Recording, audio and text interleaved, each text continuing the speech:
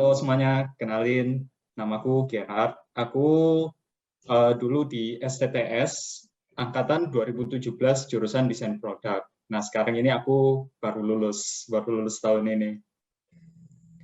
Wah, ini sekarang kesibukannya apa nih, Kak? Sekarang aku jadi product designer di PT Wimcycle. Wah, ini Kak, boleh dikenalin dong, Kak, desain produk itu apa sih sebenarnya? Nah, oh ya, buat teman-teman yang mungkin belum tahu ya desain produk, karena Iya. sejujurnya desain produk ini jurusan yang agak langka mungkin ya, Tor, ya, di Indonesia. Bisa dibilang gitu kayaknya, Kak, ya.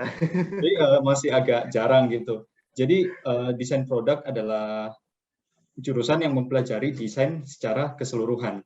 Jadi dari namanya aja kita udah tahu, oh produk yang didesain itu produk. Produk itu kan luas gitu ya, gak mencakup misalnya desain apa gitu, desain tertentu enggak. Jadi di desain produk ini kita belajar untuk mendesain suatu produk secara umum, mau itu furnitur, mau itu otomotif misalnya, atau fashion, footwear. Jadi di desain produk ini kita belajar banyak banget, Tor. Penting kita di desain produk ini kita dibekali dengan basic-basic desain secara umum, bagaimana kita untuk menghasilkan suatu produk yang bagus, bagaimana kita menghasilkan produk yang visible, bisa direalisasikan.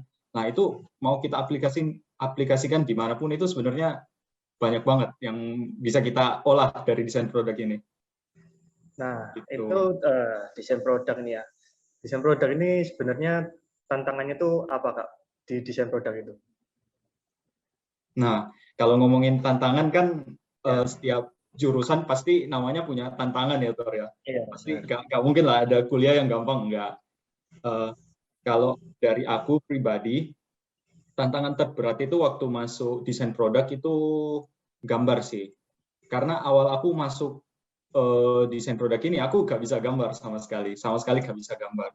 Jadi di awal perkuliahan, itu gambarku masih ya bisa dibilang jelek lah, kurang bagus.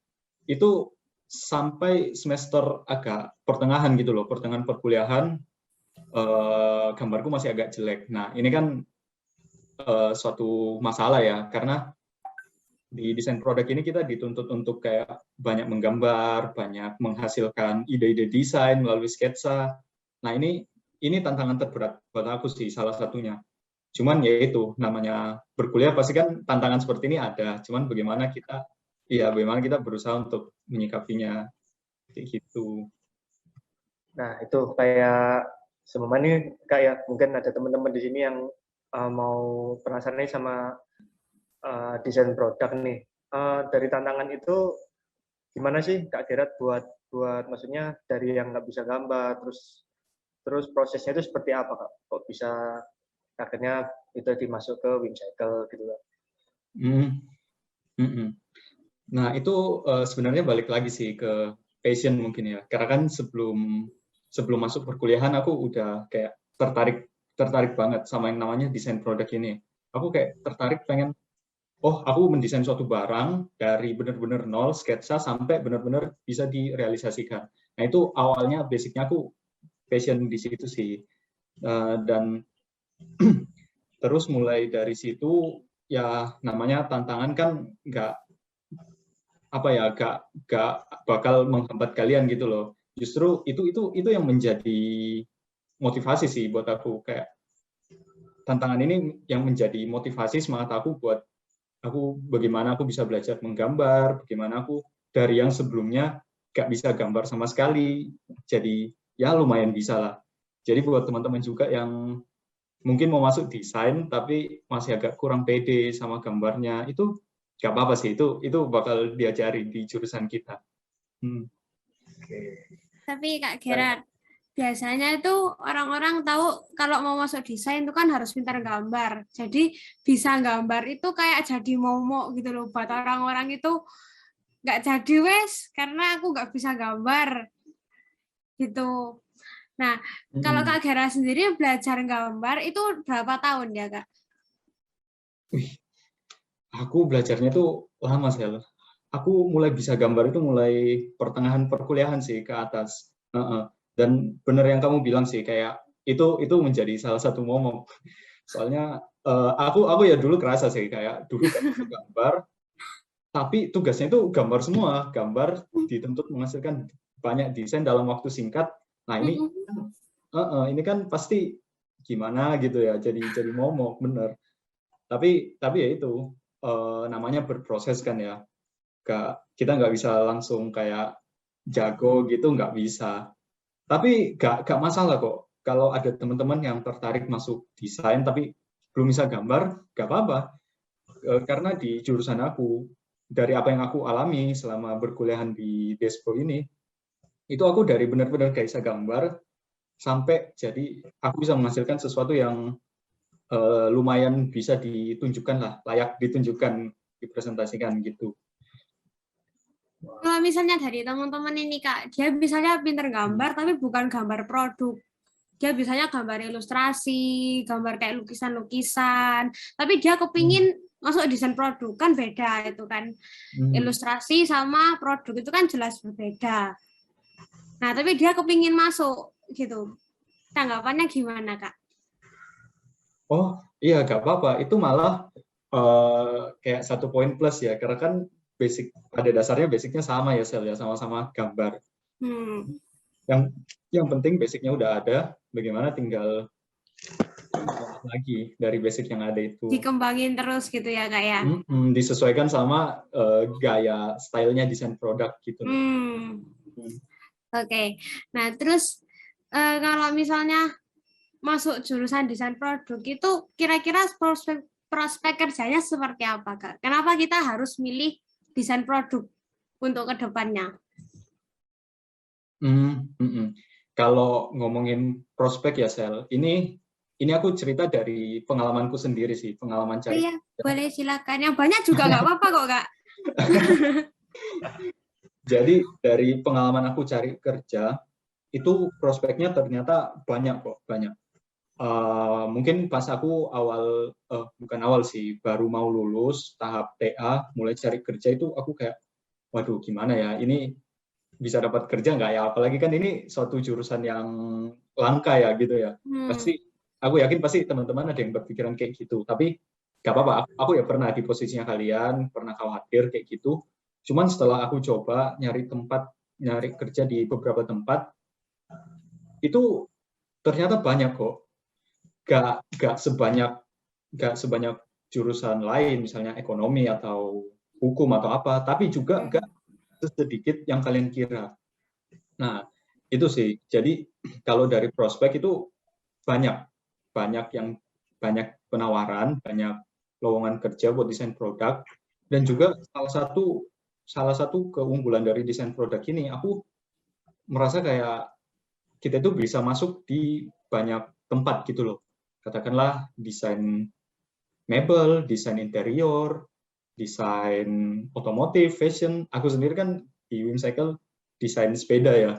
Padahal kan pas perkuliahan kita nggak belajar mata kuliah desain sepeda atau jurusan desain sepeda, enggak kan. Nah, aku lebih mempelajari desain secara umum, desain secara keseluruhan, desain produk secara luas. Nah, bagaimana ilmu yang kita pelajari di perkuliahan ini itu bisa kita terapkan di banyak tempat gitu loh. Kalau menurut pengalamanku sih gitu, Sel. Berarti dari apa yang Kak Gerard pelajari dari awal kuliah sampai terakhir itu bekal-bekalnya itu dapat semua ya Kak ya, bisa diterapin di kerjaan sekarang. Oh, iya, jadi dari banyak mata kuliah yang diajarin dosen-dosen aku, dari banyak ilmu yang diajarin Bapak Ibu dosen itu sampai sekarang kepake sih. Aku sampai sekarang pakai semua itu. Mau itu dari sketsa, dari visualisasi, 3D, gambar teknik, itu hampir semuanya kepake sih apa yang diajarin ke aku. Hampir Berarti semuanya. sampai sekarang Kak Gerard juga ini masih nge-sketch, terus 3D modeling juga gitu? Oh iya, masih. Karena dulu kan kita diajari sketsa, Photoshop, terus 3D modeling. Kalian ya pasti mengalami lah yang desain produk. Nah, itu semua itu kepake sih sampai sekarang. bukan berarti oh aku cuma pakai sketsa, aku nggak pakai desain lain gitu, enggak. Karena kalau berdasarkan pekerjaanku yang sekarang ya, itu katakanlah atasanku minta, tolong dong kamu bikin desain misalnya 3 desain, tapi dikumpulnya nanti sore. Nah, itu kan waktunya agak mepet tuh kayaknya. Nggak mungkin kita bikin 3D-nya, nggak mungkin di render satu-satu, nggak selesai. Jadi di situ aku pakai sketsa. Nah, kalau misalnya, tolong dong nanti di meeting minggu depan kita presentasiin desain ini. Desain ini kita presentasikan ke divisi lain, misalnya produksi, marketing. Nah, itu kan nggak mungkin kan ya, aku cuma presentasiin gambar sketsa, padahal waktu persiapannya seminggu. Nah, di situ aku pakai 3D modeling. Nah, jadi dari semua ilmu yang diajarkan ke aku itu berguna banget sih. Tinggal bagaimana kita milih sih buat pakai metode yang mana. Itu sih. Ya, sebenarnya belajar kayak gitu tuh susah nggak sih, Kak? Kalau bilang susah, iya sih, pasti namanya belajar sesuatu kan, apalagi kan yang basicnya kita belum dapat, kayak aku belajar gambar itu susah di awal. tapi susahnya di awal doang, Setelah kita mulai dapat kerangka berpikirnya, terus kita udah mulai pede, itu dengan sendirinya skill kita itu akan otomatis meningkat. Jadi menurut aku kalau belajar skill kayak gitu, itu nggak butuh talenta sih, nggak butuh bakat. Yang penting kita mau aja gitu loh belajar. Yang penting ubah mindset-nya gitu ya, kayak kalau aku bisa gitu.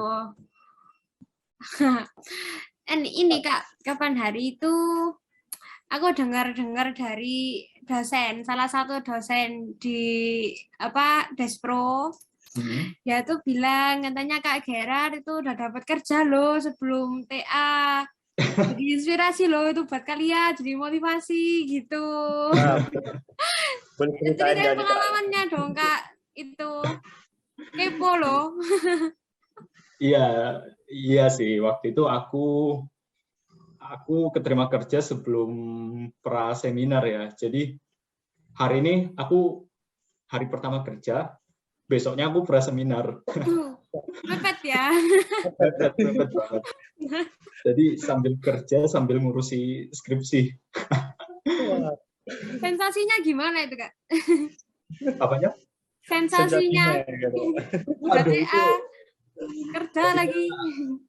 Gila sih, itu nggak bisa digambarkan dengan kata-kata. Tapi seru. Karena kan ya kita udah bisa dapat kerja itu suatu kebanggaan tersendiri lah ya. Tapi kan yang beratnya di bagaimana kita membagi waktu, terus tetap menjaga ini kayak deadline ini selesai gitu loh tanpa gangguan.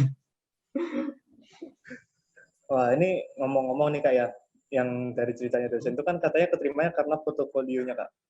Boleh nggak nih Kak di-sharein gitu portofolionya Kakak gitu? Waduh. Iya, aku juga kepo loh. Biasa aja portoku. Masa? Gak percaya loh. Iya, sampai keterima di Wimcycle ini kan bagus nih kayaknya ini. Ini aku coba share screen ya. Ini baru covernya nih, Ci. Ini baru covernya, Ci. Baru cover udah kayak gini. Iya, ini baru covernya, Ci. Gimana isinya gitu. Boleh Kak, jelasin Kak ya. Nah, jadi aku nggak tahu ya kenapa, maksudnya aku bisa keterima kerja secepat itu, tapi alasan yang paling logis itu mungkin ya karena portofolio. Karena kan teman-teman kan di sini banyak desainer. Nah, aku yakin lah kayak kita melamar kerja itu pasti kan teman-teman juga masukin portofolio ya selain CV. Nah, jadi yang paling bisa dilihat dari kita itu ya dari portofolio kita ini selain CV. Jadi buat yang mau melamar kerja ya portofolionya harus lebih rapi kelihatannya. Tips-tipsnya Kak, sambil nyusun gitu, sambil di-share dong isinya, kepo. Oh, boleh. Mungkin aku ke tipsnya dulu ya Sel ya. Ya. Kalau dari tips, ini berdasarkan pengalamanku ya, kayak menurutku, misalnya nih, itu kan portofolio sebagai suatu bidang di mana kita bisa menampilkan karya-karya kita kan ya. Mungkin selama perkuliahan itu kita bisa menghasilkan 100 karya, katakanlah 100 karya. Nah, di Porto itu kan nggak mungkin tuh kita pamerkan 100-100-nya, enggak. Nah, jadi mungkin di situ kita memfilter, di mana kita memfilter, oh yang paling bagus itu yang mana sih? Kayak dari 100 ini aku milih 10 yang terbaik buat aku masukin ke Porto ini. Nah, itu. Terus yang kedua, katakanlah kalian mau masukin 10 desain buat dipamerkan ke Porto kalian. Cuman mungkin dari 10 ini cuman 5 yang layak untuk ditunjukkan, dipresentasikan. Nah, kalau dari aku masukin yang 5 dulu. Nah, yang 5 sisanya ini aku nggak maksa. Jadi itu kan aku baru ada 5 karya tuh ya yang layak ditunjukin. Nah, sisa 5-nya ini itu aku bikin karya baru yang lebih layak untuk dipresentasikan, atau bisa juga karya-karya yang sebelumnya yang mungkin kurang rapi atau kurang apa, itu aku rapiin dulu, baru aku masukin ke Porto. Jadi jangan dipaksain gitu loh, karena kan portofolio ini sangat penting bagi seorang desainer, karena itu salah satu yang dilihat sih pas kita mendaftar kerja. Nah, mungkin kita coba ini ya ke portofolioku. Kalau dari aku sendiri, di portofolioku itu gimana aku tuh menunjukkan ke orang kalau, oh, aku tuh nggak cuman bisa satu, aku bisa gambar tangan, aku bisa Photoshop, aku bisa 3D modeling. Nah, ini yang penting buat teman-teman lakukan sih. Soalnya kan kadang teman-teman merasa, oh, skill yang aku paling pede itu misalnya gambar tangan, atau misalnya editing atau Photoshop. Itu nggak apa-apa sih, itu yang paling banyak aja ditunjukin. Cuman mungkin skill-skill yang lain itu yang teman-teman pelajari itu jangan dibuang gitu loh. Itu ya dimasukin juga ke Porto. Jadi itu bisa jadi satu poin plus gitu loh buat interviewer kita. Jadi interviewer kita itu kan dia menilai, oh ternyata si ini selain bisa gambar tangan, bisa ini juga, dan itu nantinya bakal bisa diterapkan di banyak hal di dalam dunia pekerjaan ya. Nah, jadi berdasarkan yang apa aku bilang tadi, ini portofolioku aku bagi ke dalam 2 bagian. Yang pertama itu mungkin ke sketsa tangan. Nah, ini kalian bisa lihat di sini, ini gambar-gambar sketsa tanganku. Ini tugas kuliah semua, Kak? Atau nganggur-nganggur terus gambar gitu? Ada sedikit yang tugas kuliah sih, beberapa tugas kuliah kebanyakannya nganggur sih. Kebanyakan nganggur? Kebanyakan nganggur. Yang ini nganggur? Ini nganggur nih, Kak? Ini nganggur, ya. Wow. Nganggurnya jadi satu mobil, Ji. Ya, produktif kan nganggurnya, kalian nganggur. Produktif ini. Dan buat Porto. Wow. Ini Ya. Kak Gerard gambar ini kira-kira berapa tahun yang lalu, Kak? Oh, kalau ini enggak sih, Kak, sampai setahun yang lalu. Ini pas awal aku ngerjain TA gitu. Kan ya, kerja TA terus, ya aku mulai gambar mobil, gambar apa gitu. Refreshingnya gitu ya. Pokoknya menghasilkan portofolio ya? Ini Kak, untuk satu mobil ini berapa minggu, Pak? Berapa hari, Kak? Biasanya Kakak itu? Oh, kalau cuman sketsa tok gini asal-asalan ya enggak. Ya mungkin 1-2 jam lah. Wow. Mau lihat yang sebelumnya dong, Kak, yang tadi. Yang sebelumnya. Nah, itu Kak, aku penasaran sama yang tengah. Yang tengah, yang ya, itu. helm ini. Ya. Itu bagus. Itu tugas kuliah juga. Atau nganggur-nganggur aja? Oh, kalau ini dulu tugas kuliah. Ini kalau nggak salah itu di mata kuliah gambar produk satu, waktu itu dipegang sama Pak Alan. Ini kalau nggak salah semester 1 apa 2 gitu ya. Ini tugas kuliah yang ini. Itu full tangan, Kak? Iya, full gambar tangan. Jadi di mata kuliah itu aku diajari kayak oh gimana kita bisa menggambar. Nah, salah satu yang bikin aku bisa gambar itu ya ini mata kuliah gambar produk ini. Oh. Boleh lihat yang lain dong, Kak? Boleh. Ini pas aku gambarku udah anu ya, yang masih jelek-jelek ya gak tunjukin lah di portofolio. Nah, mungkin itu tadi yang sketsa. Jadi masuk ke bagian 2 portofolioku itu di bagian kedua ini aku menunjukkan gambar-gambar 3D, gambar-gambar digital yang aku gambar lewat Photoshop, lewat Blender. Nah, ini dulu ini mata kuliahnya Pak Bram di semester 6. Ini mata kuliah interior. Jadi ini pakai Blender juga, Kak? Waktu itu UTS-nya aku disuruh gambar. Kenapa, Sel? Ini pakai Blender juga? Iya, ini pakai Blender juga. Oh. Nah, jadi waktu itu kita disuruh bikin satu interior, toko. Nah, ya aku ini hasil karyaku. Terus ini juga interior juga. Ini tugas, Kak? Oh enggak, ini nganggur ini. Iseng juga berarti, Kak? Iseng. Iseng.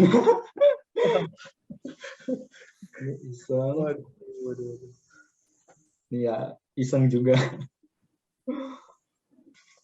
Banyak isengnya, Kak, ya, ternyata. Banyak isengnya. Bikin kayak gini berapa lama, Kak? Kalau mobil kayak gini, dulu aku seminggu 2 minggu sih. Lama, cukup lama. Kalau yang tadi, yang tugas kuliah itu? Yang ini? Yes. Ini ya sama, kurang lebih seminggu 2 minggu juga. Seminggu 2 minggu. Loh, bentar, Kak, ini kan pakai Blender ya? Di perkuliahan kan nggak diajarin Blender, berarti Kak Gerard otodidak belajar Blender? Ya, semi otodidak. Nah, itu kan emang sih kita nggak diajar. Mungkin teman-teman yang lain juga lagi ngambil mata kuliah atau pernah ngambil yang namanya visualisasi produk ya. Iya benar ya, visualisasi produk. Nah, dulu itu aku diajarin 3ds Max sama Pak Bram. Nah, itu 3ds Max itu kan di mata kuliah itu aku diajar basic-basicnya 3D modeling. Nah, aku belajar basicnya bagaimana kita menghasilkan suatu model, bagaimana kita merender. Nah, cuman setelah selesai dari perkuliahan, aku coba-coba kayak kok 3ds Max ini kayak aplikasinya kurang cocok ya sama aku gitu. Terus aku coba cari-cari di YouTube, di IG, tiba-tiba ketemu, oh aplikasi ini bagus loh, namanya Blender. Nah, pas itu aku sebenarnya otodidak sih, belajar dari YouTube. Cuman sama Pak Bram dulu kan aku sudah diajar basic-basicnya, kayak, oh ini basicnya itu gini, kalau mau bikin ini kayak gini. Nah, jadi otodidaknya itu nggak benar-benar dari nol gitu loh. Aku udah punya basic, nah bagaimana basic ini tinggal terapkan di aplikasi lain.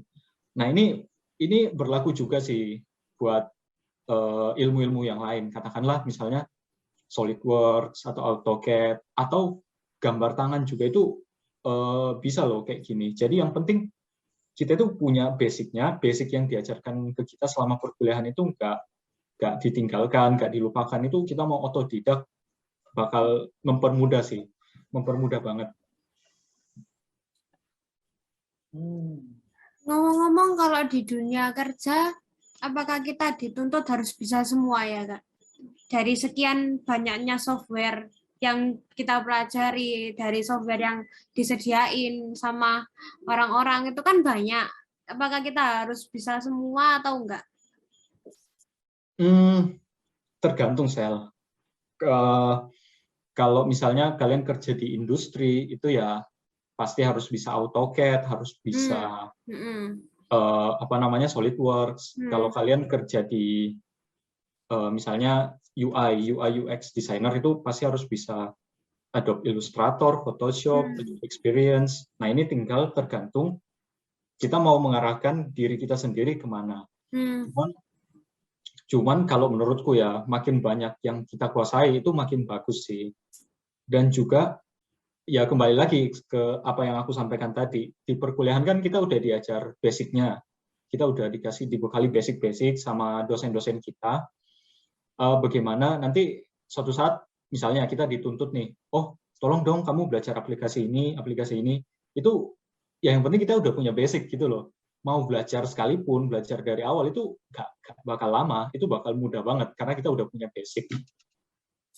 Nah itu yang aku rasakan sih dari desain produk ini. Jadi di awal itu aku kayak diajari banyak hal dari gambar tangan, mengarsir, Photoshop, 3ds Max. Aku sampai bingung kayak ini semua itu buat apa gitu ya. Cuman efeknya baru kerasa setelah lulus kuliah sih, setelah kerja. Oh ternyata yang dibentuk itu basicnya, bukan bagaimana kita harus jago ini, enggak. Tapi yang penting kita punya basic dulu. Kalau Kak Gerard sendiri di dunia kerja pernah ngerasa kesulitan nggak Kak? Waktu bikin 3D modeling, Kak, waktu bikin sketch, pernah ngerasa kesulitan nggak? Oh ya, kalau namanya kerja ya pasti ada lah kesulitannya, ada tantangannya. Cuman ya itu, kita sesulit-sulitnya kita di dunia kerja, tapi kalau kita basicnya udah kuat, ilmu-ilmu yang diajarkan sama dosen-dosen kita udah kuat, sesulit-sulit pun itu gak bakal terasa terlalu sulit buat kita gitu loh. Paham nggak maksudku? Jadi ya yang penting kita udah punya ininya, ilmunya, tinggal bagaimana kita melanjutkan itu gitu loh. Setelah gimana gitu lah ya. Betul. Dan yang penting enjoy. Betul, yang penting enjoy. Ya. Wah, ini Kak, ada yang tanya lagi. Kak, di kerja itu lebih prefer digital apa? Oh, mungkin aplikasi digitalnya pakai apa gitu untuk desainnya? Kalau digital sejauh ini aku Photoshop sama Blender sih. Kalau Photoshop itu lebih ke 2 dimensi. Kalau Blender ya 3D-nya. Jadi kalau misalnya aku diminta tolong dong yang ini produk yang ini warnanya kamu ganti ke warna ini, atau misalnya tolong editkan apa gitu biar kelihatan apa dengan deadline yang mepet. Nah itu aku pakai Photoshop. Hasilnya nggak sebagus 3D, tapi waktu pengerjaannya lebih cepat. Nah buat yang waktu pengerjaannya seminggu dan bakal dipresentasikan secara luas ya aku pakai 3 dimensi Blender. Oke, berarti yang dipakai ada Blender sama Photoshop tadi Kak ya? Sama Illustrator akan pakai AI. Kalau ada desain yang kurang gitu, disuruh revisi bagian-bagiannya gitu ya Kak. Mungkin bisa di-sharingkan sedikit dalam pengalaman pekerjaannya. Oh, iya.